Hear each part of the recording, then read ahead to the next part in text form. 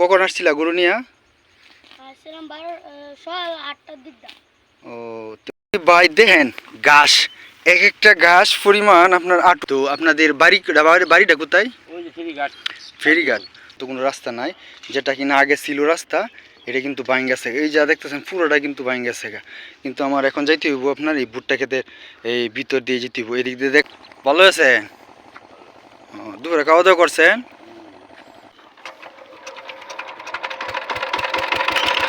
কিশোরগঞ্জের হাওরের বুকে যে কত সুন্দর সুন্দর জায়গা আছে, কত সুন্দর সুন্দর মুহূর্ত, আসলে আপনি দেখে অবাক।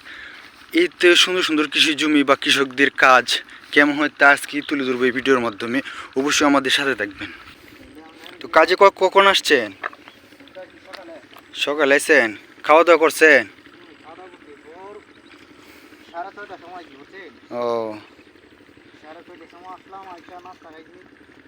দেখেন, এই যে আমার ভাই, উনি আপনার দেখেন এই যে কৃষি জমিতে কাজ করার জন্য ভোর সকাল 6টা বাজে কিন্তু রওনা দিয়ে এখানে আসছে এই হাওরের বুকে তাদের যে কৃষিকাজ বা ধান চাষের কাজে এখানে আপনার কাজ করার জন্য, ক্ষেতগুলি পরিচর্যা করার জন্য। তো এই যে টাটকা রোদের মাঝে কত পরিশ্রম করতেছে যে এই ভাইটি, এভাবে এখনো কাজ টাজ করতে আছে। তো দুপুরে খাওয়া দাওয়া করছেন না? দুপুরে হ্যাঁ একটু আগে খাওয়া দাওয়া করছি, খাওয়া দাওয়া করে এসে একটু জিরায় আবার নামলাম। জিরায় আবার নামছে।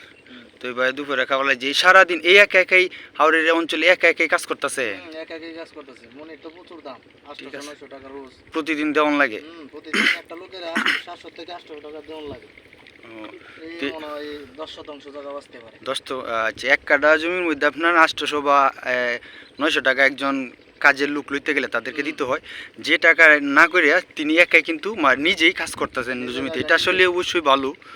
বা নিজের জমিতে নিজে কাজ করলে তো এইভাবে পরিশ্রম করে কিশোরগঞ্জের হাওরের বুকের বা হাওড়া অঞ্চলের মানুষজন অনেক পরিশ্রমী। তো ওই যে যা দেখতেছেন আপনার দেখেন, সবই কিন্তু আপনার কৃষি জমি, সবুজে ঘেরা ধান। এই যে পাশে আরেকটা ভাইকে দেখলাম, সেও কিন্তু আপনার কাজ করতেছে। আর এই পাশে পুরোটাই কিন্তু আপনার ধান চাষের জমি, যা দেখতেছেন সব ধান চাষ। হ্যাঁ, ধান চাষ ছাড়া আর কোনো কিছু নেই।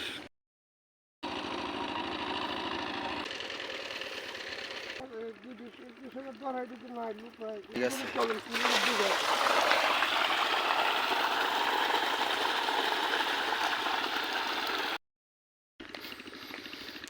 তো এই যে এই ভাইটাকে দেখতেছেন, উনি আপনার এই যে কৃষি কাজ করে, ওনার অনেকগুলো জমি আছে হয়তো সম্ভবত এখানে। তো এই যে সিলিকলটা দেখতেছেন, এটা দিয়ে কিন্তু পানি দেওয়ার দিয়ে জমিতে। আর এই যে পাশে দেখতেছেন আপনার এই কিন্তু ছোটো একটি শাখা নদী বা ছোটো একটা খাল, এটা কিন্তু শুকায় আছে প্রায়। তো সে বলতেছে যে কোনো একটা খাল অংশ আপনার বেরি বাদ দেওয়ার জন্য, তো এই নদীটা কিন্তু বা এই শাখা নদীটা কিন্তু পানি শূন্য হয়ে থাকে।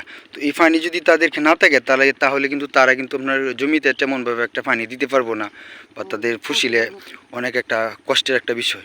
এটা কোন জায়গার মধ্যে বান্ডা দিছে ভাই? দুধের লেখালের মোহ।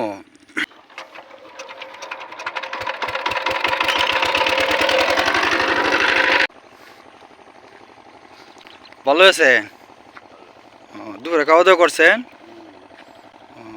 এটা কি আপনার নিজের জমি?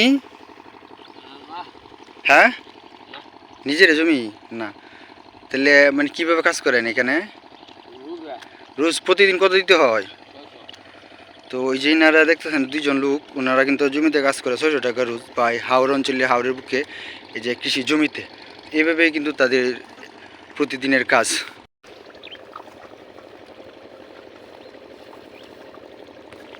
ভালোই আছেন? এই জমি কি আপনার? আপনারা বর্গায় কাজ করেন প্রতিদিন? প্রতিদিন কত দিতে হয়? প্রতিদিন কত দেয় আপনাদেরকে? 600 টাকা। এই যে মুরব্বী বলতেছে যে প্রতিদিন আপনার 600 টাকা রোজে সে কিন্তু কাজ করে এইসব জায়গায়। তো এই যে চারপাশটা দেখছেন, এইসব চরগুলি আপনার সব শূন্য হয়েছে। পাশে কিন্তু আমরা ধান ক্ষেত, আর একদম কত সুন্দর একটি মুহূর্ত। একদম ভোর সকালে বা বিকেল টাইম এইসব জায়গায় হাঁটলে আসলে অন্যরকম একটা ফিল করে বা ভালো লাগা কাজ করে ভিতরে, এইসব জায়গায় যদি ঘুরতে আসি। চাচা আসসালামু আলাইকুম, কেমন আছেন? ও, তো এই যে এইভাবে গরু হাল করতেছেন, খাওয়াইতেছেন, মানে গরুগুলি কি আপনার? কয়টা গরু আপনার? 4টা গরু। প্রতিদিন কি এইখানে খাওয়ান? ও, তো এইভাবে যদি চরের মাঝে বাগান তাহলে তো গরু ফেলতে তেমন একটা খরচ নাই মনে হয় আপনাদের, না? সার দিন লাগে খেত লাখন লাগে এইগুলি কি আবার বর্গাতে রাখতে হয়? ও, তো এই যে মুরব্বী উনি কিন্তু আপনার তার এই গরুগুলি, এই যে যা দেখতেছেন 3টা গরু ওনারই এখানে কিন্তু আপনার ঘাস খাওয়াইতেছে।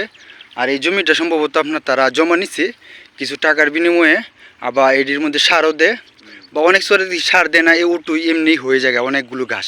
তো কিছু কিছু চরে বা কিছু কিছু কান্দার মধ্যে আপনার সার দিতে হয়, তারপরে দেয় এই গাছগুলি হয়। আর এই গাছগুলি কিন্তু তারা গরু খাওয়ানোর পরে দেয়, গরুকে পালন করে তারা। তো আপনাদের বাড়িটা কোথায়? ওই যে ফেরিঘাট ফেরিঘাট।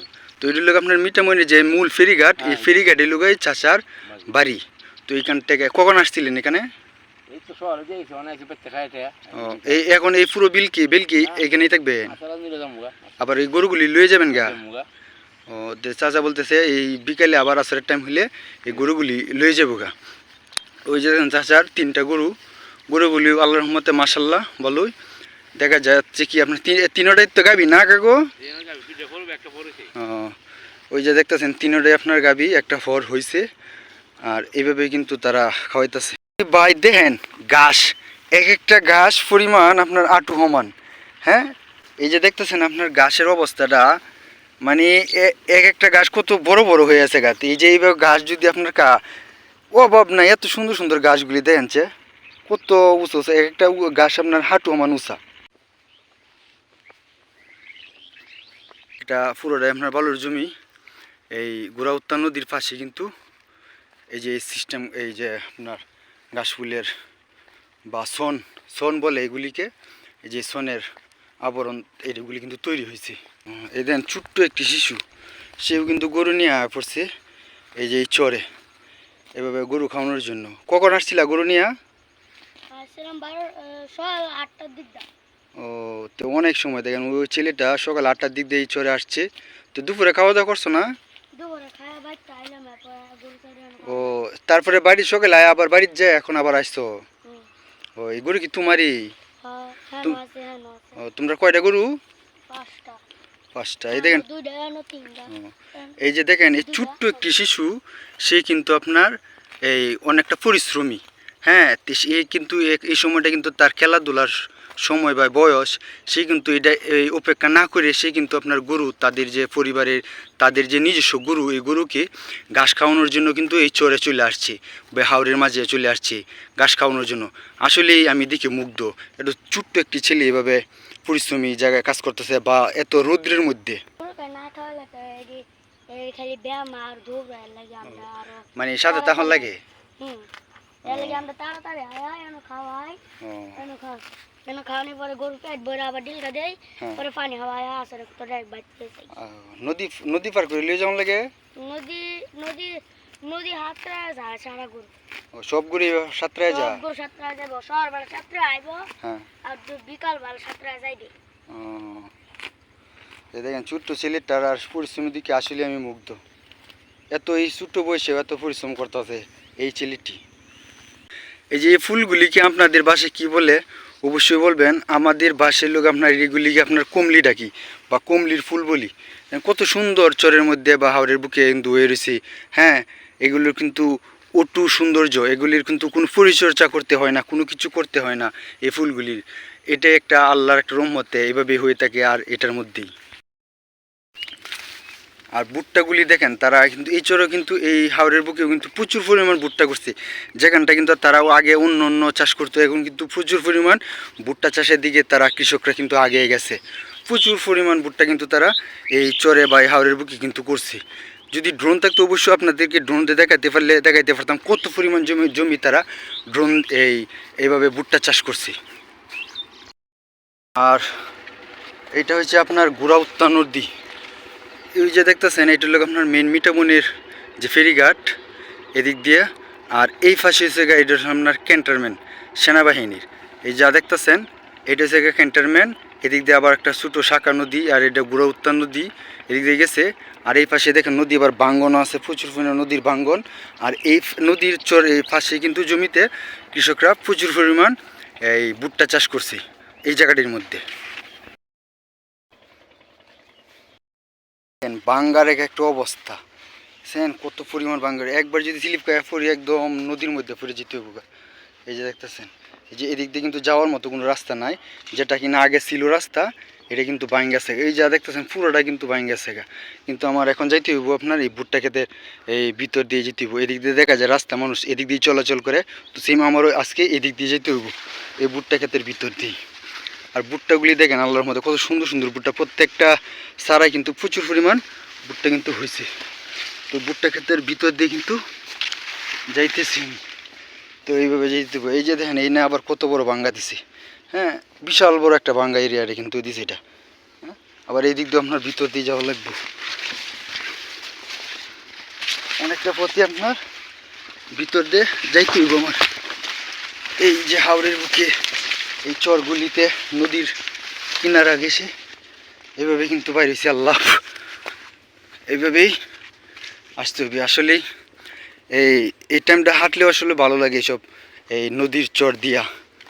আর এটা তো অবশ্যই বললাম যে গুড়াউত্তা নদী মিঠামইনের। আর এই যে দেখেন বাদাম করছে তারা কৃষকরা, এদিকে কিন্তু প্রচুর পরিমাণ বাদামও হয়ে থাকে বা বাদামও উৎপাদিত হয় এই অঞ্চলে। পাশাপাশি ভুট্টা তো এখন প্রচুর হয়ে থাকে। আগে এসব জমিতে আপনার বাদামই বেশিরভাগ করতো বা খালাই চাষ করতো, কিন্তু ভুট্টা তেমন একটা ছিল না। কিন্তু বর্তমানে প্রচুর পরিমাণ ভুট্টা কিন্তু তারা করে থাকে। আজকের মতো ভিডিওটি এখানেই শেষ করলাম। যদি ভিডিওটি ভালো লাগে অবশ্যই চ্যানেলটি সাবস্ক্রাইব করে পাশে থাকবেন, যেন প্রতিনিয়ত এই ধরনের ভিডিও আপনার মাঝে দিতে পারি বা আপনারা দেখতে পারেন।